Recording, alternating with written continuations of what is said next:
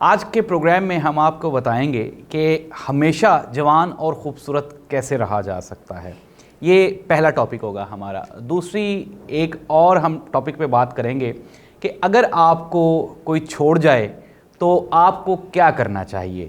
ٹھیک ہے، یہ معاشرے کے وہ مسائل ہیں جس سے آج تمام نفسیاتی مسائل جنم لیتے ہیں۔ تیسرے ٹاپک پہ ہم بات کریں گے کہ کامیابی آپ کیسے حاصل کر سکتے ہیں۔ اچھا، ان تین ٹاپکس پہ ہم لوگ بات کریں گے۔ تو سب سے پہلے ہمارا جو ٹاپک ہے وہ ہے کہ آپ ہمیشہ جوان اور خوبصورت کیسے رہ سکتے ہیں۔ یہ ہمارے دوسرے ٹاپک سے بھی ریلیٹڈ ہے، لیکن اگر ہم بات کریں، کچھ چیزیں ایسی ہوتی ہیں کہ اگر فار ایگزامپل آپ اپنے ایج گروپ میں دیکھیں، اگر آپ اپنے ایج گروپ میں غور کریں گے تو آپ کی سیم ایج کے لوگ کچھ بہت ہی ابھی تک قائم اور دائم ہیں، ابھی تک ان کی بظاہر شکل و صورت بھی بڑی پرنور نظر آتی ہے اور اپنی عمر سے وہ چھوٹے نظر آتے ہیں اور خوبصورت دکھائی دیتے ہیں۔ کچھ لوگ ایسے ہیں جو کہ آپ ہی کے ایج گروپ کے آپ سے بھی 10 سال بڑے لگیں گے، پریشان دکھائی دیں گے، اجڑے ہوئے برباد دکھائی دیں گے۔ اس کا ریزن کیا ہے؟ سب سے پہلی بات یہ ہے کہ انسان کے انٹرنل جو آپ کے اندر سے وائبز آ رہی ہوتی ہیں وہ بہت ضروری ہیں۔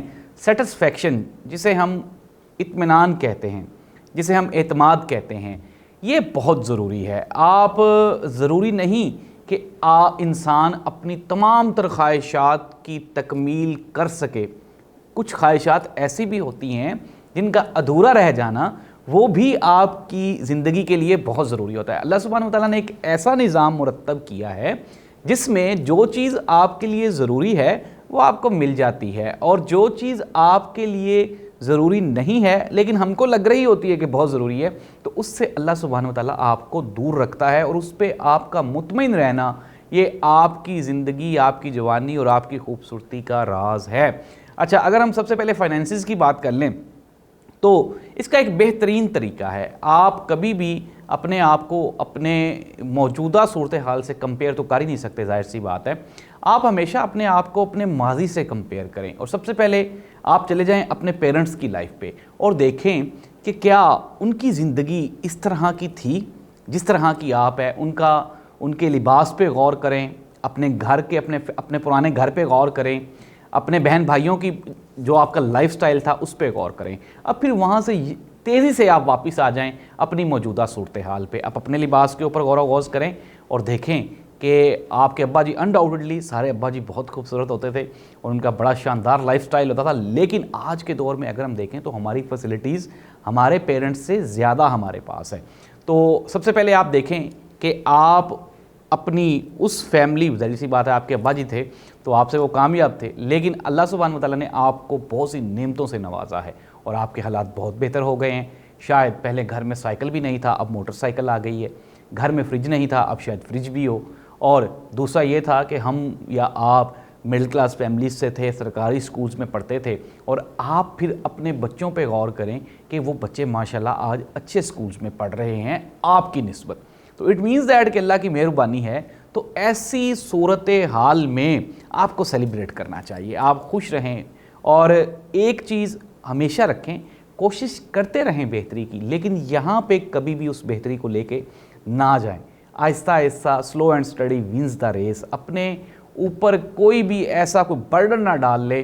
اچھا، ایک اور ہمارے معاشرے میں برائی پائی جاتی ہے، وہ یہ کہ اگر کسی کا بچہ کوئی بہت بڑے اسکول میں پڑھ رہا ہے، کسی سے مراد ہمارے قریبی رشتہ داروں میں یا دوستوں میں، یا پھر اور اس کے کسی کا گھر بہت بڑا ہے، کسی کے پاس گاڑی بڑی ہے، تو ہم کیا کرتے ہیں کہ ہم اپنے آپ کو مشکل میں ڈال لیتے ہیں۔ میں نے ایک مولوی صاحب کی بات سنی، مجھے موسٹلی مولویوں کی باتیں امپریس تو نہیں کرتی، انسپائر تو نہیں کرتی، لیکن ان کی بات مجھے بڑا انہوں نے امپریس کیا، اور انہوں نے کہا جی کہ آپ قرضہ لے لیں یا قسطوں پہ گھر لے لیں، خود کھائیں پئیں نہ، پہنے نہ، اور اس گھر کی قسطیں ہی اتارتے رہیں، اور بالآخر آپ اللہ کو پیارے ہو جائیں، تو کیا فائدہ ہے ایسے گھر کا؟ بہتر ہے کہ آپ گھر لیں، تب لیں جب آپ کے پاس پیسے وافر مقدار میں ہوں۔ آپ بڑی گاڑی لیں، یہ نہیں کہتا کہ نہ لیں، لیکن تب لیں جب آپ افورڈ کرتے ہوں۔ اور اشفاق احمد صاحب سے ان کے پاس مہران گاڑی ہوتی تھی، تو ان سے ایک مرتبہ ایک انٹرویو میں پوچھا گیا کہ آپ کے پاس مہران گاڑی ہے تو آپ کو کیسا لگتا ہے؟ انہوں نے کہا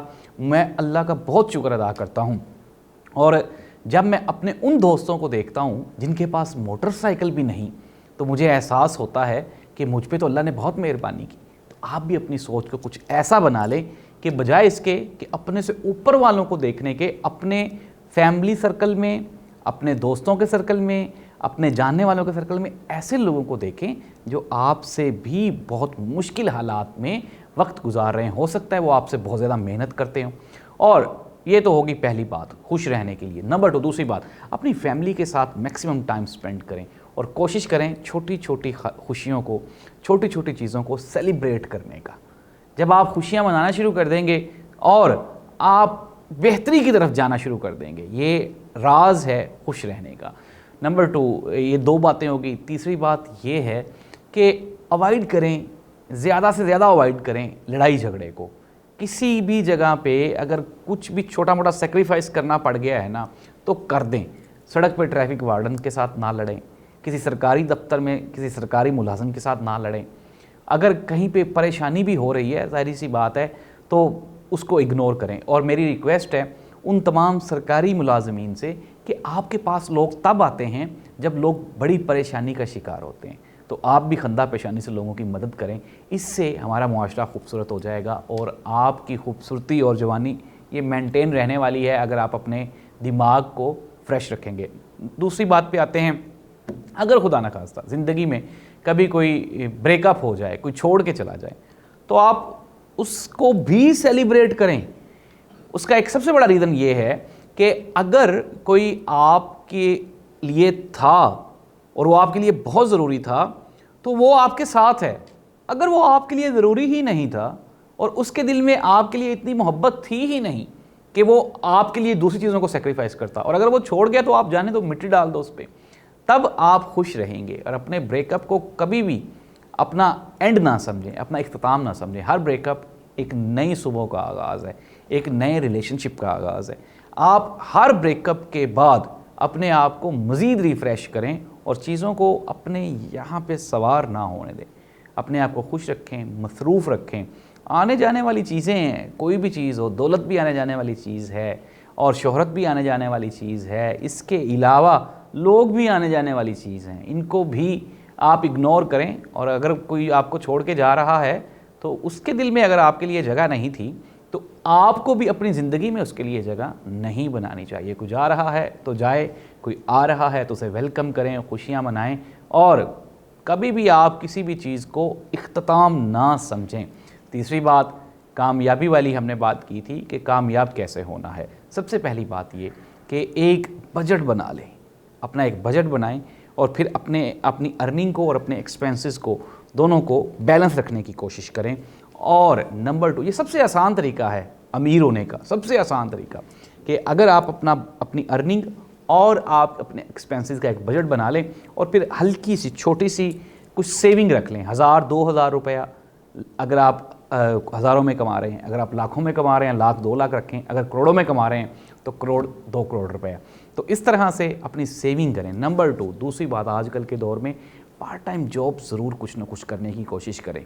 अगर आप कुछ पार्ट टाइम कर रहे हैं तो उसमें आपके जो चीज़ें होंगी वो बहुत खूबसूरत हो सकती हैं, बड़ी आपकी इजीली मैनेज्ड हो सकती हैं। अगर आप महीने का 30,000 कमाते हैं और अगर आपने उस महीने 5,000 एक्स्ट्रा कमा लिया, तो उससे आप कुछ ना कुछ ऐसा कर सकते हैं जो आपकी एक्स्ट्रा ख्वाहिशात होंगी। एक्स्ट्रा थोड़ा सा मेहनत को ज़्यादा करें और ईमानदारी से काम करते रहें, मुतमिन रहें, खुश रहें।